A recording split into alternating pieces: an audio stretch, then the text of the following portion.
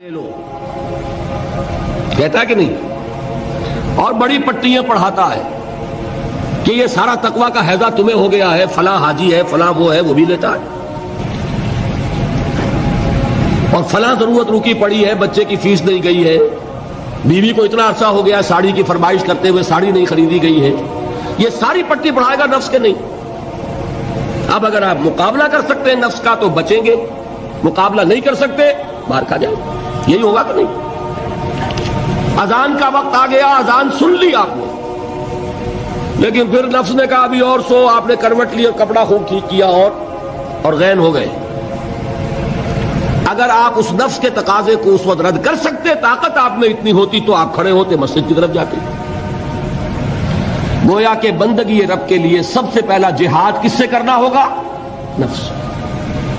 اچھا، نفس اکیلا نہیں ہے، اس کے پیچھے ایک بہت بڑا بدماش ہے، وہ شیطان لعین، وہ اسے اکساتا رہتا ہے، پھونکے مارتا ہے، الذی یوسوس فی صدور الناس، اشتعال پیدا کرتا ہے، پٹیاں پڑھاتا ہے، برائی کو مزین کرتا ہے، بے حیائی کو فیشن کا نام دیتا ہے، ناچ گانے کو وہ کلچر کا نام دیتا ہے، یہ سارا کچھ کر رہا ہے۔ تو اگر شیطان سے مقابلہ نہیں کر سکیں گے تو اللہ کی بندگی کر سکیں گے؟ تیسری چیز، معاشرہ بگڑا ہوا ہے، بگڑے ہوئے معاشرے کا ایک دباؤ ہے آپ پر، یہ بالکل ایسے جیسے ایک ہجوم ایک طرف جا رہا ہو تو ادھر جانا آسان اور مقابلے میں جانا بہت مشکل، زور لگانا پڑے گا نا۔ تو معاشرے کا رخ کچھ اور ہے، آپ کا رخ کچھ اور ہے، معاشرہ نہ خدا کو جانے نہ رسول کو جانے، آپ چاہتے ہیں اللہ اور اس کے رسول کے حکم پہ چلنا، کشمکش کرنی پڑے گی کہ نہیں؟ بہت پیارے ہیں وہ مصرے، زمانہ بات و نہ سازت تو با زمانہ ستیز، زمانہ تمہارے ساتھ اگر موافقت نہیں کر رہا، زمانے سے جنگ کرو۔ اور بے غیرت اور بے حمیت اور بودے اور بزدل اور کچے لوگوں کا اصول کیا ہے؟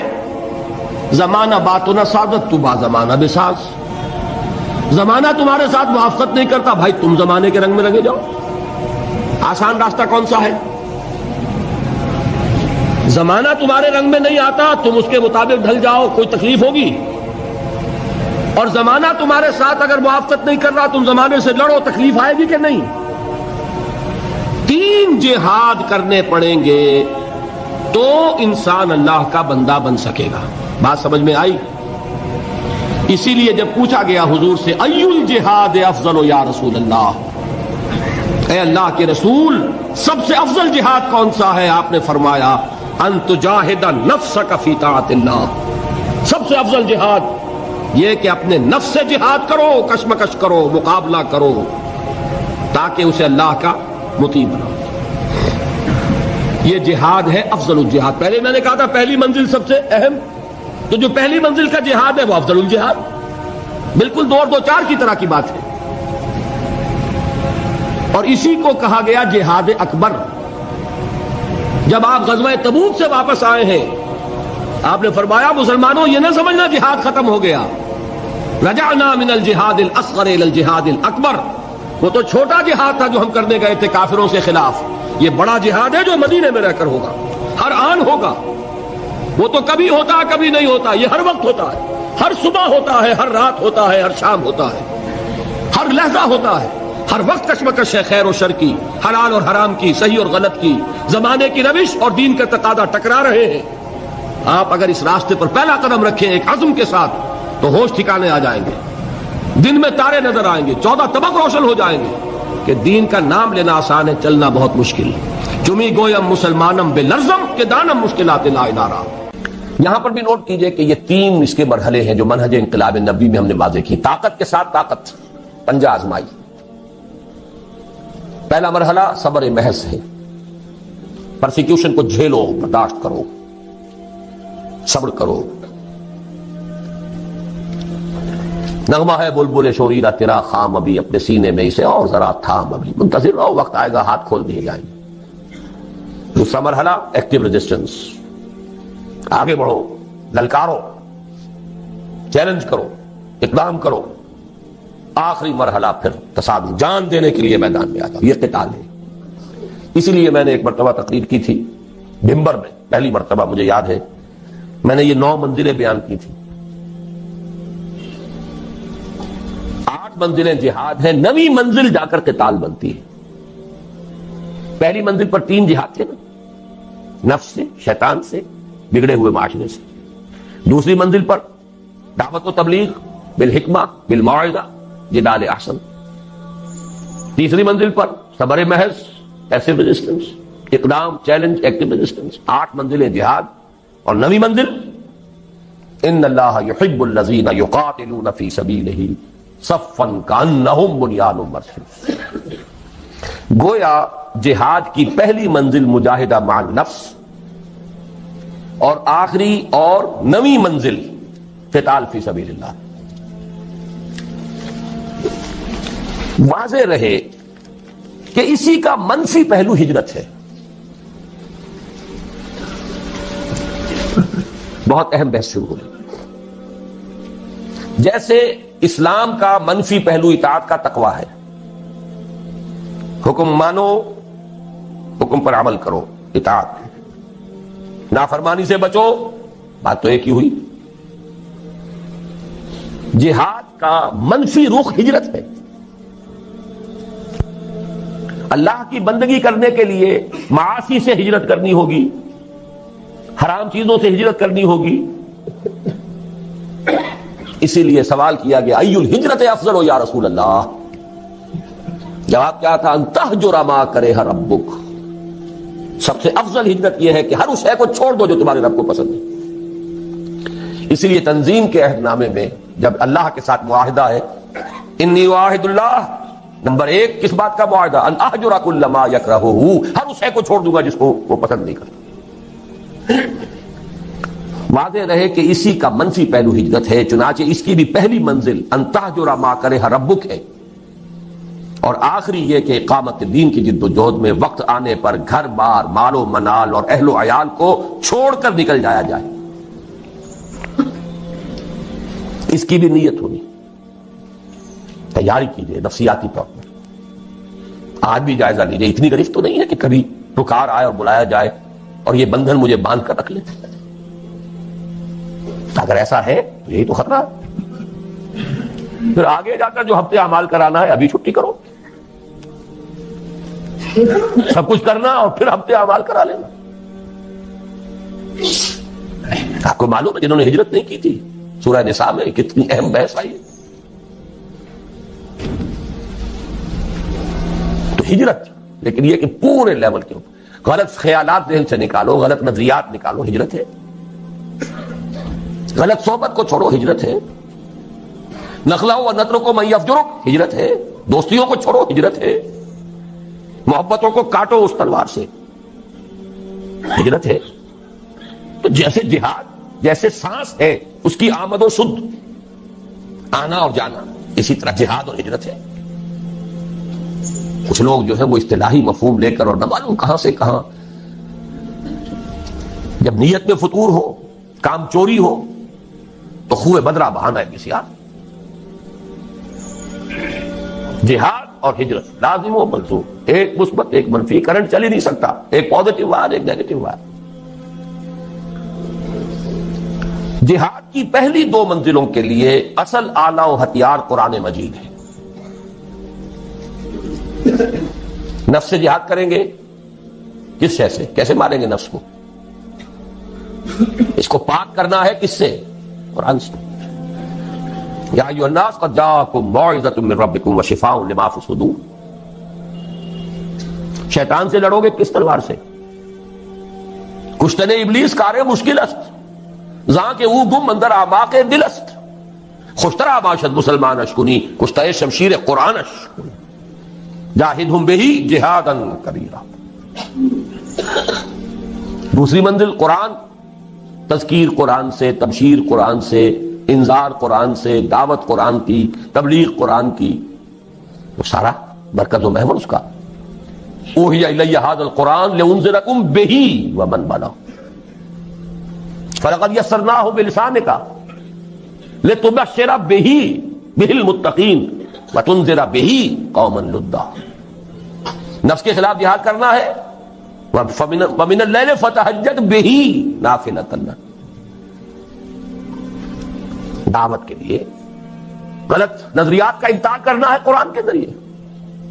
ایمان کا اس بات کرنا ہے قرآن سے ہوگا. نور یہ ہے، اندھیاروں سے یہ نکالے گا. لِيُخْرِجَكُم مِّنَ الظُّلُمَاتِ إِلَى النُّورِ فَآمِنُوا بِاللَّهِ وَرَسُولِهِ وَالنُّورِ الَّذِي أَنزَلْنَا وَجَاهِدْهُمْ بِهِ جِهَادًا كَبِيرًا. مکی دور کی شمشیر قرآن اتر کر ہرا سے سوئے قوم آیا اور ایک نسخہ کیمیا سا. جہاد کی پہلی دو منزلوں کے لیے اصل آلہ و ہتھیار قرآن مجید ہے، یعنی جہاد بالقرآن. چنانچہ مجاہدہ مع النفس کا مؤثر ترین ذریعہ ہے قرآن کے ساتھ قیام اللیل یا تہجد. اور دعوت و تبلیغ کا پورا عمل بھی قرآن حکیم ہی کی اساس پر اور اسی کے ذریعے ہونا چاہیے. یتلو علیہم آیاتہ ویزکیہم ویعلمہم الکتاب والحکمہ. سارا اساسی منہاج قرآن کے گرد گھوم رہا ہے. تیسری اور آخری منزل عہد حاضر میں جہاد بالید کی موضوع ترین صورت فواحش و منکرات کے خلاف پرامن مظاہرے ہیں. صرف مظاہرہ نہیں، پکیٹنگ، گھیراؤ، جلاؤ نہیں، گھیراؤ نہیں ہونے دیں گے. بل حافظون لحدود اللہ. چلاؤ گولی، مار دو جتنوں کو مارتے ہو. شہادت ہے مطلوب و مقصود مومن، نہ مال غنیمت نہ کشور کشاد. یہ میرا کل کا موضوع ہے، لیکن یہ کہ یہاں جہاد بالید کسی کو نہیں منکر بالید کہا ہے. من رأى منكم منكرا فليغيره بيده فإن لم يستطع فبلسانه فإن لم يستطع فبقلبه وذلك ضعف الإيمان. ومن جاهدهم بيده فهو مؤمن ومن جاهدهم بلسانه فهو مؤمن ومن جاهدهم بقلبه فهو مؤمن وليس وراء ذلك من الإيمان حبة خردل. لیکن نوٹ کیجئے، لیکن اس میں نوبت فقہائے کرام کی طے کردہ شرائط کے تحت قتال یعنی جہاد بالسیف تک بھی آ سکتی ہے. اس کو یہ سمجھ لینا کہ یہ سرے سے اب دائرے سے خارج ہو گیا، یہ تو قادیانیوں کا خیال ہے. اور بالفعل ہمارے بہت سے علماء اسے خارج کیے بیٹھے، بڑے بڑے مفکرین خارج کیے بیٹھے. بعض لوگوں کو یہ مغالطہ لاحق ہو گیا ہے فاسق و فاجر حکمرانوں کے خلاف خروج نہیں ہو سکتا. یقیناً بعض ایسی احادیث ہے، لیکن دوسری احادیث بھی موجود. جب ایک ہی حدیث سے آپ سارا مسئلہ نکالیں گے تو بڑی گمراہی میں آ جائیں گے. من قال لا الہ الا اللہ دخل الجنہ، یہاں تو ایمان بالرسالت بھی ثابت نہیں ہوتا. اس نے کہا لا الہ الا اللہ جنت میں داخل ہو جائے گا، لیکن آپ پورا مورچہ لگاتے ہیں کہ نہیں نہیں، ایمان بالرسالت لازم ہے، ایمان بالآخرت لازم ہے، ایمان بالقرآن لازم ہے، پھر اس کے عملی تقاضے لازم ہیں. تو اس کو بھی اچھی طریقے سے سمجھ لیجئے. قتال اور فساق و فجار حکمرانوں کے خلاف طاقت کا استعمال، لیکن اس کی شرائط ہے. امام ابو حنیفہ جن کو میں سید الفقہاء سمجھتا ہوں، انہوں نے اس کے لیے واضح طور پر کہا کہ نہیں انل منکر اگر زبان سے مؤثر نہیں ہو رہا تو فبالسیف، تلوار. لیکن اس کے لیے طاقت اتنی بہم پہنچ چکی ہو. یہ نہیں کہ 4 آدمی اکٹھے کیے 4 کو مروا دیا، پھر آگے چلے، پھر 10 کو اور اکٹھے کیے 10 کو مروا دیا. یہ نہیں، ہنگامہ کیا، جماعت بنائیے، قوت جمع کیجئے، تربیت دیجئے، منظم کیجئے، محتسب تعداد اتنی کہ جو بھی آپ کے اندازے ہیں اس کے اعتبار سے، ویسے کچھ ہے کہیں سے آ جائے بورڈ فرام دی بلو، وہ بات دوسری ہے، لیکن ہر اندازے میں آپ یہ تقریباً یہ یقین رکھیں کہ اب اتنی طاقت ہے کہ ہم بدل دیں گے اس نظام کو، کامیابی ہو جائے تب جا کر اس کا انکار، ورنہ نہیں. ٹیررزم جو ہے جو چل رہا ہے آج کل، ادھر حقیقت جہاد اور قتال کو بدنام کرنے والی چیز ہے. لیکن یہ کہ اس کو خارج کر دینا اس کی غلط ہے. اس میں نوبت فقہائے کرام کی طے کردہ شرائط کے تحت قتال یعنی جہاد بالسیف تک بھی آ سکتی ہے. یہ ہے جہاد کی بحث. پہلا جو لازمی تقاضا ہے ان 3 فرائض کے لیے وہ ہے جہاد. دوسرا لزوم اجتماعیت، اجتماعیت کا لزوم. اس میں بھی درجے ہوں گے، کسی جگہ یہ مستحب ہوگا، کسی جگہ یہ مفید کہہ لیجئے، ممد کہہ لیجئے، کسی جگہ لازم ہوگا، ہر وقت ہر حال میں لازم نہیں۔ فریضہ اول کے ضمن میں صرف صحبت صالح، کونوا مع الصادقین۔ اللہ کا بندہ بننا ہے آپ کو، نفس سے جہاد کرنا ہے، شیطان سے کرنا ہے، معاشرے سے کرنا ہے، تو ایسے لوگوں کی معیت تلاش کریں، ایسوں کا قرب، ایسوں کی صحبت جو یہی کام کر رہے ہوں، یہی کرنا چاہتے ہوں، اس سے تقویت پہنچے گی آپ کو۔ مرید کسے کہتے ہیں؟ ارادہ کرنے والا۔ آپ نے ارادہ کیا ہے، اور بھی ہے اس نے بھی ارادہ کر لیا ہے، یہ مرید جمع ہو، اس سے یقیناً تقویت حاصل ہوگی۔ لیکن عقلاً محض اس کام کے لیے جماعت، میں جماعت کا ایک مفہوم خاص بول رہا ہوں، جماعت ڈسپلنڈ، سم و طاعت والی جماعت، اس کام کے لیے ضرورت نہیں۔ نمبر 2، اسی طرح فریضہ ثانی کے ضمن میں درس گاہوں، اداروں، انجمنوں اور سوسائٹیوں سے پورا ہو سکتا۔ دین کی دعوت و تبلیغ ہے، ڈھیلا ڈھالا نظم ادارہ ہے، اشاعت قرآن کا ادارہ، پبلشنگ ہاؤس ہے، آڈیو ویڈیوز کے کا کوئی سلسلہ ہے، جرائد ہے، رسائل ہیں، انجمنیں ہیں، دارالعلوم ہیں، یہ سب اس کا ذریعہ ہے۔ یہ جماعتیں نہیں ہیں، اجتماعیت تو ہے، لزوم اجتماعیت لکھا ہے میں نے اوپر۔ اجتماعیت ایک عام لفظ ہے، یہ لوز آرگنائزیشنز، ایسوسیشنز، انجمنیں، ان میں وہ سم و طاعت، ڈسپلن یہ نہیں۔ ٹھیک ہے، ایک دستور ہے، قانون ہے، اس کے مطابق آپ نے تقسیم کار کر لی ہے، کوئی صدر ہے، کوئی سیکریٹری ہے، جس کی ٹانگ گھسیٹنی ہو گھسیٹ لیجئے، نو کانفیڈنس لے آئیے اس کے خلاف، جس کو آپ برقرار رکھنا چاہیں رکھیں، جو بھی رکھیں، آپ کا دارالعلوم ہے، اس کا کوئی محتمم ہے، بہرحال ایک نظم تو وہاں ہوگا، لیکن یہ کہ وہ جماعت کا سلسلہ نہیں۔ لیکن اب ہے اصل شے، فریضہ ثالث کے ضمن میں سم و طاعت فی المعروف کے ٹھیٹھ اسلامی اور عسکری اصول پر مبنی جماعت کے بغیر پورا نہیں۔ کوئی احمق ہوگا جو سمجھے کہ یہ کام ہو سکتا ہے بغیر اس کے۔ ٹھیٹھ اسلامی اور عسکری ملٹری ڈسپلن، وہاں آپ کو یہ اختیار نہیں ہے، حق حاصل نہیں ہے کہ آپ اپنے سپیریئر سے یہ پوچھیں کہ یہ حکم آپ کیوں دے رہے ہیں مجھے، کیا حکمت ہے۔ There's not to reason why, there's but to do and die۔ عسکری اور ٹھیٹھ اسلامی سم و طاعت، فاسمعوا واطیعوا، اللہ کی سم و طاعت مطلق، رسول کی سم و طاعت مطلق، الا یہ کہ وہ خود کہہ دیں کہ یہ صرف میرا مشورہ ہے، حکم نہیں ہے۔ جیسے حضرت بریرہ نے پوچھ لیا تھا، حضرت مغیث ایک غلام تھے، حضرت بریرہ ایک کنیز تھیں، ان کے ساتھ نکاح تھا، حضرت عائشہ کی کنیز تھی حضرت بریرہ، حضرت عائشہ نے انہیں آزاد کر دیا، اب ان کا سٹیٹس ہو گیا اونچا، وہ غلام کے غلام تھے۔ یہ ایک خیار حاصل ہوتا ہے، اختیار، چوائس۔ کنیز پہلے جس کے نکاح میں تھی، کنیز ہونے کی حیثیت سے کسی غلام کے، اب جب وہ حرہ ہو گئی، آزاد ہو گئی، تو شی ہیڈ این آپشن، وہ چاہے تو اب اس کے نکاح میں رہے، چاہے تو نہ رہے، کفر نہیں رہا نا اب وہ۔ تو حضرت بریرہ نے کہا میں تو اب اس کے نکاح میں نہیں رہوں گی مغیث کے۔ انہیں بہت محبت تھی، انہوں نے پہلے خود خوش آمد کی، نہیں مانی، پھر سفارش کروائی۔ سفارش بھی کس کی؟ محمد رسول اللہ صلی اللہ علیہ وسلم کہ حضور اس سے کہیے۔ حضور نے فرمایا بریرہ کیا حرج ہے اگر تم مغیث کے گھر میں رہو؟ پورا فوراً سوال کیا، حضور آپ کا حکم ہے یا مشورہ؟ فرمایا نہیں، حکم نہیں ہے، مشورہ ہے، تو میرے لیے قابل قبول نہیں ہے، حکم کو نہیں ٹالا۔ ما كان لمؤمن ولا مؤمنة اذا قضى الله ورسوله امرا ان يكون لهم الخيرة في مشورے کو آپ سوچ سکتے ہیں، ٹھیک ہے، چوائس ہے۔ ایک عورت جانتی ہے کہ بیوی کی حیثیت سے اسے کیا فرائض ادا کرنے ہیں، ذہناً قلباً جس کو وہ قبول نہ کر رہی ہو، اس کے ساتھ وہ حقوق جو ہیں وہ ادا کر سکے گی کہ نہیں کر سکے گی، she knows it better۔ حکم نہیں دیا، لیکن حکم ہو تو سم و طاعت مطلق، نو ایکسیپشن۔ آگے چل کر حضور کے بعد اب ہے فی المعروف، صرف ایک اس کے اندر ایکسیپشن ہوگی، اگر اللہ اس کے رسول کے واضح احکام کے خلاف کوئی بات ہے تو نہیں مانیں گے۔ اس کی وضاحت میں بعد میں کروں گا کیونکہ مجھے آج ایک حدیث بھی ذرا آپ کو پڑھانی ہے۔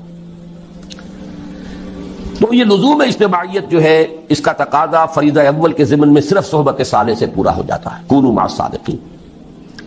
سیکنڈ لیول پر درس گاہوں، اداروں، انجمنوں اور سوسائٹیوں سے پورا ہو سکتا ہے، سم و طاعت والی جماعت ضروری نہیں۔ لیکن فریضہ ثالث کے ضمن میں سم و طاعت فی المعروف کے ٹھیک اسلامی اور عسکری اصول پر مبنی جماعت کے بغیر پورا نہیں ہو سکتا۔ یہی مراد ہے حضور کے ان الفاظ مبارکہ سے، آمرکم بخمس بالجماعت والسمع والطاعت والہجرت والجہاد فی سبیل اللہ۔ آپ یہ بھی کہہ سکتے ہیں میں نے پورا جو ہے یہ 2 گھنٹوں میں صرف اس حدیث کا درس دیا ہے آپ کو۔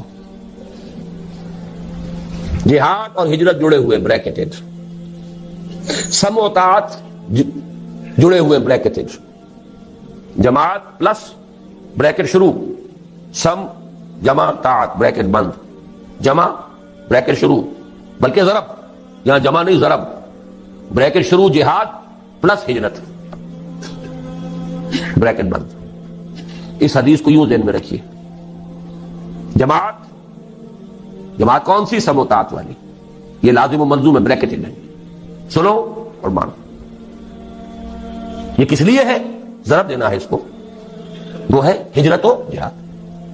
آمرکم بخمس بالجماعت والسمع والطاعت والہجرت والجہاد فی سبیل اللہ۔ تیسرا لزوم بیعت، وہ نماز کے لیے وضو کے لیے پاک پانی۔ بیعت جو ہے ایک تو ہے بیع، وہ تو اللہ سے ہوئی، جان و مال اس کے حوالے، جنت حق کے امیدوار ہیں۔ ایک ہے بیعت کسی انسان کے ہاتھ پر، وہ انسان رسول بھی تھے تو انسان تھے، ان کے ساتھ بیعت سم و طاعت مطلقاً۔ اب آپ کے بعد جو انسان ہے غیر معصوم ہے، چاہے وہ ابو بکر ہو، ان کے ساتھ سم و طاعت فی المعروف، بالکل میتھمیٹیکل سمجھیے چیزوں۔ لیکن بیعت کے ضمن میں بھی ایک ہی طرح کا تقاضا نہیں ہے، تینوں لیولز پر کچھ فرق ہو جائے۔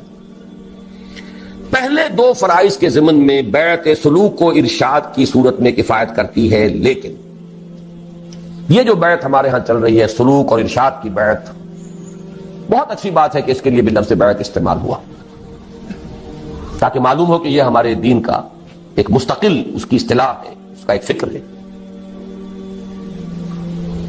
اور وہ بیعت عقبہ اولا کے ساتھ میں سمجھتا ہوں کہ اس کا ربط اور تعلق ہے۔ بیعت ارشاد، پہلی بیعت حضور نے یہی لی تھی، شرک نہیں کریں گے، چوری نہیں کریں گے، زنا نہیں کریں گے، تہمت نہیں لگائیں گے وغیرہ، اور جس نیک بات کا آپ حکم دیں گے وہاں معروف تھا، یہ پہلا درجہ تھا اس بیعت کا بھی۔ آج وہ بیعت از روئے قرآن صرف بیعت النساء ہے، یہ سلوک کی بیعت زنانہ بیعت ہے، یہ مردانہ بیعت نہیں ہے، زنانہ بیعت۔ غور کر لیجیے اس کو، قرآن حکیم نے وہی الفاظ دیے ہیں، حالانکہ سورہ ممتحنہ سن 6-7 میں نازل ہو رہی ہے، بیعت عقبہ اولا سن 10 میں، سن 10 نبوی، ہجرت سے 1.5-2 سال قبل لی جا رہی ہے، ایک فصل ہے 8-9 برس کا، لیکن وہی الفاظ جو بیعت عقبہ اولا کے تھے وہی قرآن میں آئے، بیعت النساء، یہ زنانہ بیعت ہے، مردانہ بیعت نہیں ہے۔ مردانگی تو چاہیے، وہ میدان میں جب آنا ہے، مردانہ بیعت وہاں درکار ہے، وہ فرض خواتین پر نہیں، زنانہ بیعت لیکن ہے بیعت۔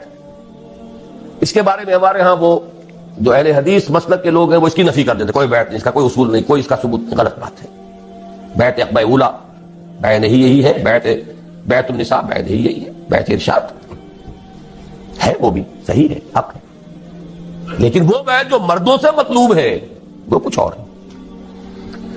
اگر یک قطرہ خونداری اگر مشتے پرے داری، بے آبا من تو آموزم طریق شاہ بازی راہ، مردانگی اس کے لیے بیعت جو ہے وہ ہے نمبر 3۔